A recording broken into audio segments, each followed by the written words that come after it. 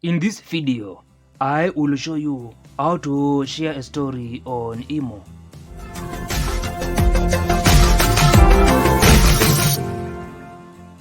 Now, to share your story on Imo, you need first to come to this notification section and tap this first option here, My Story. And on this next screen, you can upload music or text stories from your device, or capture a photo or a video story with the Imo camera. And when creating your story, you can turn on this option for your story to be visible to friends of friends. And on your story, you can see who viewed it below here, and you can also save your story to your profile or even share it to groups and other contacts. And to delete your Imo story, you just need to tap this delete icon. Now, if you find this video helpful, click the like button below.